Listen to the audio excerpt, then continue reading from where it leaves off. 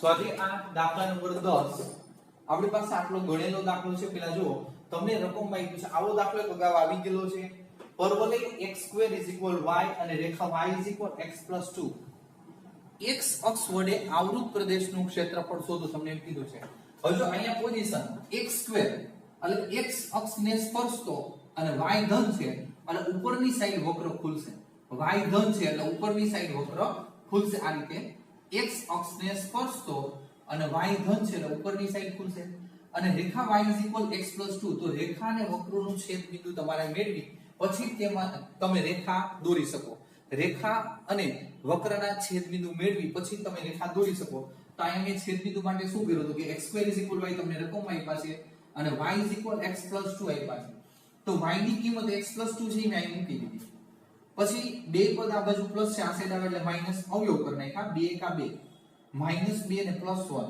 એટલે x -1 હવે x 2 લઈ x અહીં 2 મૂકો તો 2 નો વર્ગ તે 4 એટલે y મને 4 મળે x -1 તો એ +1 થઈ જશે વર્ગ છે એટલે y +1 મળ્યા એટલે પેલું છેદ બિંદુ 2 4 મળે છે અને બીજું છેદ બિંદુ -1 +1 મળે એટલે અહીંયા હશે 2 4 અને અહીંયા હશે -1 પ્લસ આપણે જોઈએ કે 1 હશે આ રીતે પેલા અંદાજિત મૂલ્ય લીધા 2 એ 4 સુધી પછી -1 to +1 બિંદુ દોરી અને રેખા દોરી લેવાની હવે માંગેલ ક્ષેત્રફળ તો બાળકો માંગેલ ક્ષેત્રફળ જો હું રેખા લઉં રેખા અને x અક્ષ રેખા અને x અક્ષ લઉં તો મને આટલું ક્ષેત્રફળ મળે બરોબર છે પછી વક્ર લઉં વક્ર અને x અક્ષ લઉં તો આટલું ક્ષેત્રફળ એટલે રેખામાંથી આટલું ક્ષેત્રફળ બાદ કરું એટલે માંગેલ ક્ષેત્રફળ મળી શકે મને એટલે અહીંયા આપણે જોઈએ કે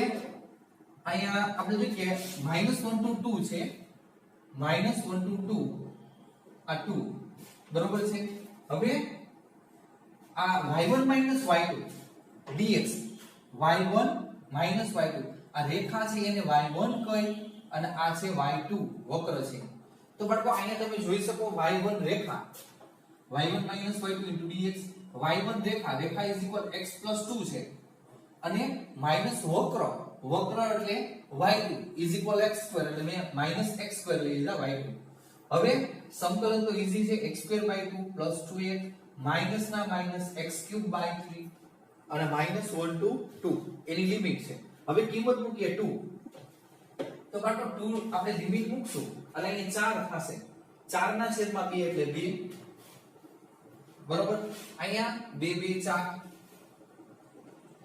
અને માઈનસ અહીંયા 2 મૂકશો 8 ના છેદમાં 3 થશે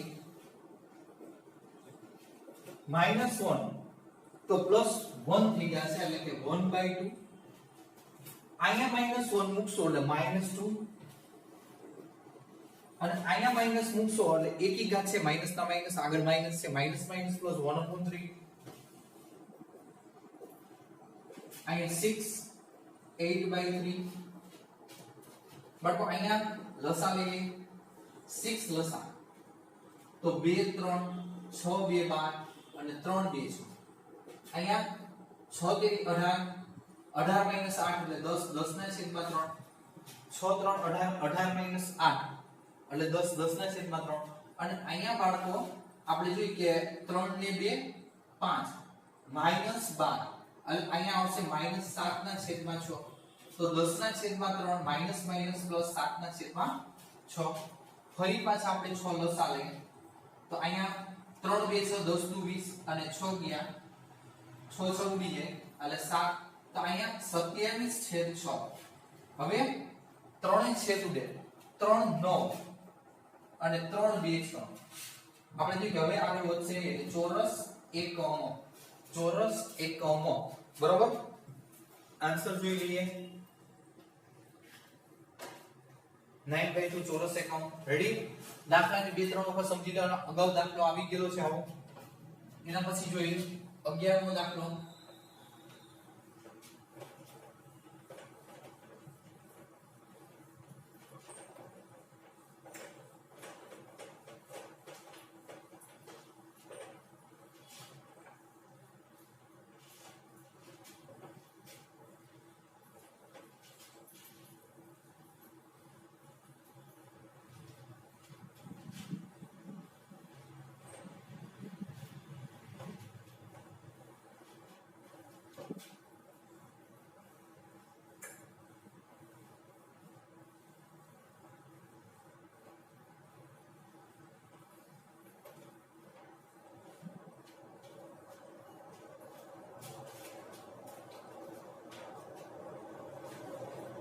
નંબર છે રૂપિયા.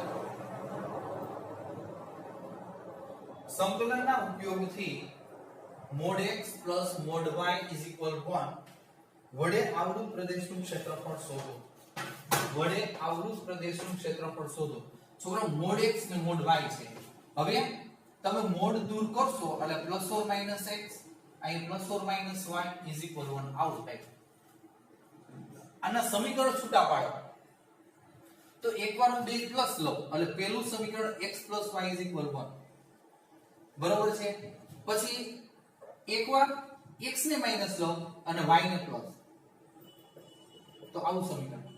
એકવાર x ને પ્લસ લઉં તો y ને માઈનસ લઉં એક આવું સમીકરણ. અને એકવાર 2 ને માઈનસ લઉં એટલે આવું સમીકરણ મળશે. અલગ અલગ પ્લસ ઓર માઈનસ હોય એટલે અલગ અલગ ચાર સમીકરણ મળી શકે. એકવાર 2 ને પ્લસ લ્યો અને એકવાર 2 ને માઈનસ એટલે પેલું છેલ્લું. એકવાર x માઈનસ તો y પ્લસ અને એકવાર x પ્લસ તો y માઈનસ એટલે બીજા બે સમીકરણ ટોટલ ચાર સમીકરણ તમને મળે છે. હવે આપણે જોઈએ કે આને આપણે ઉકેલ કરવાનો છે. આપણે જોઈએ કે ઉકેલ કરશું. જો તમારે આકૃતિ દોરવી હોય તો ડાયરેક્ટ દોરી શકો. આની સેલી આકૃતિ છે. જો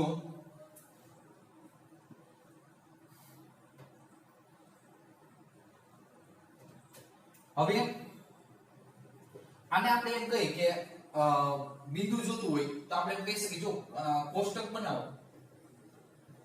આ x આ y તો તમે શું કહી શકો x 0 લો તો y મને 1 મળે અને y 0 લો તો x મને 1 મળે. બરોબર છે.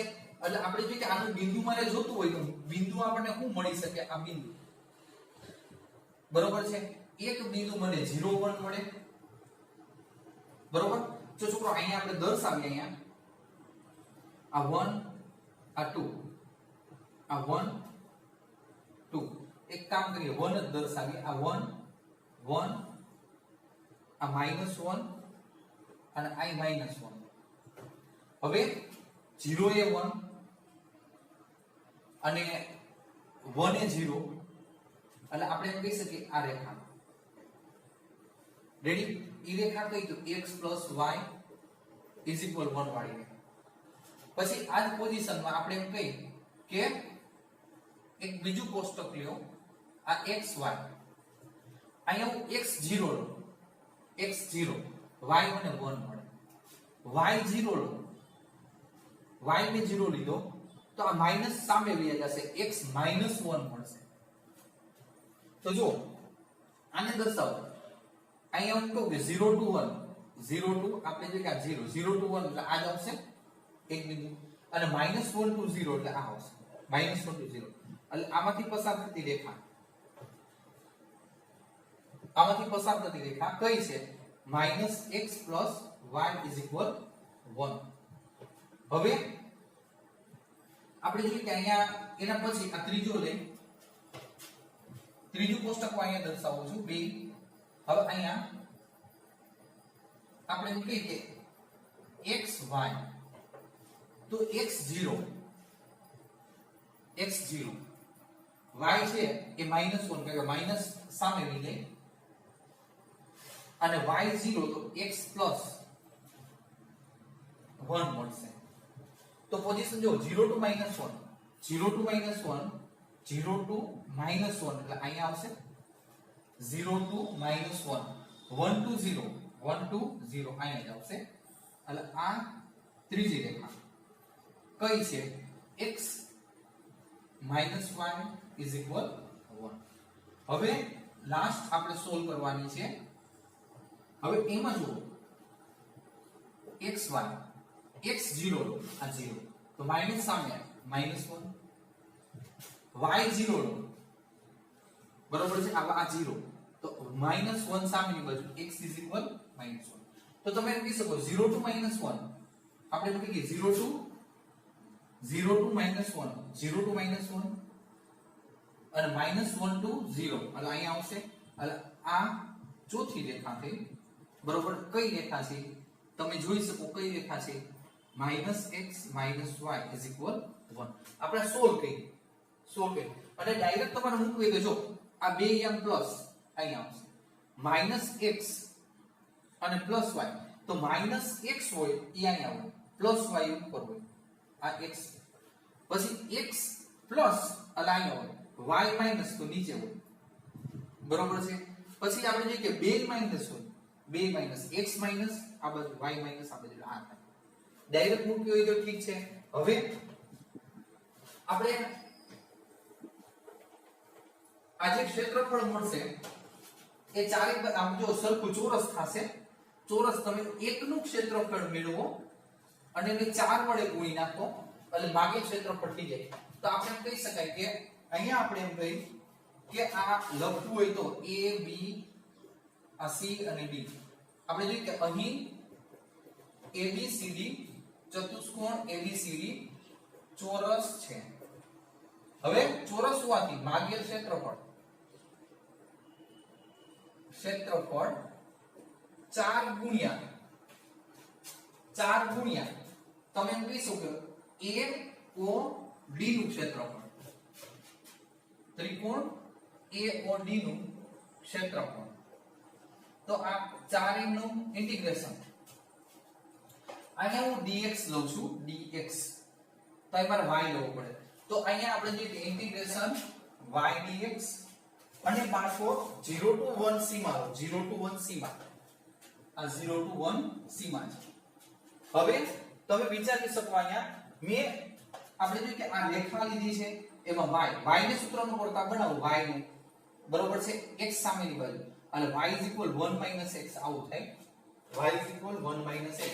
તો 4 ઇન્ટિગ્રેશન 0 to 1 1 - x dx, આ 4 ઇન્ટિગ્રેશન કરો એટલે x - x²/2, આ 0 to 1, આ 4 1 મૂકશો અહીંયા 1 - 1/2, 0 મૂકશો એટલે તો 0 થઈ જશે બે જગ્યાએ, એટલે અહીંયા વધશે 4 અને 1 - 1/2 એટલે 1/2. હવે આ 2 2 કટ તો અહીંયા વધશે 2 ચોરસ એકમ. હવે બાળકો અહીંયા આપણે જોઈએ કે તમને આન્સર મળે છે 2 ચોરસ એકમ, તો આખા ચોરસનું ક્ષેત્રફળ તમને 2 ચોરસ એકમ મળે છે, બરોબર. આન્સર જોઈ લઈએ, બરોબર છે 2 ચોરસ એકમ મળે છે. દાખલાને 2 થી 3 વખત તમારી રીતે સમજવાનો, આકૃતિ જોવાની, ન સમજાય કે તમે ફોન કરી મને પૂછી શકો છો, ખાસ ધ્યાન રાખજો.